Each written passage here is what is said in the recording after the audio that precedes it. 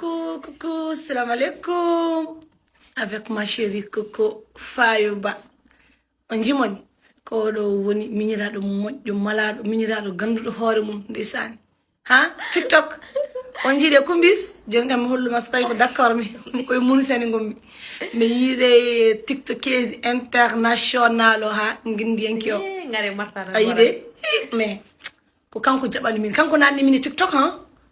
ayi kanko wonde hajjagal makko to yafa o murni bon TikTok mi yettimo Mauritanie alhamdulillahi rabbil alamin so mi ari no Mauritanie oɗo ɓiɗɗo debbo kam o arano salmindemi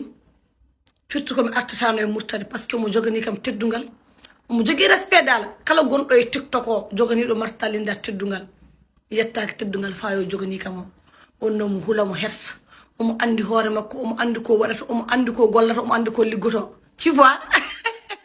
o weltima e ɗum de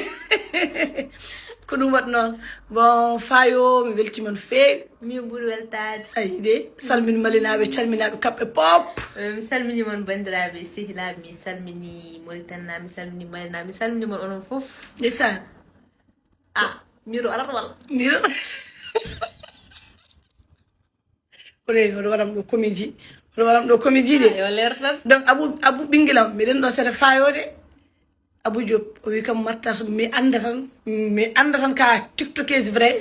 jiiɗonɗa kam numéro fayo bimi oɗo woni ko Centre Afrique ton ala numéro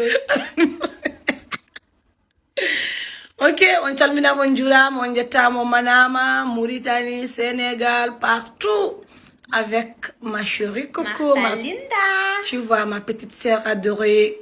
o jontaɗo gendiyanki jangguɗo pular mbayono fayo wayni sukaɓe teyon ndejon jangon pular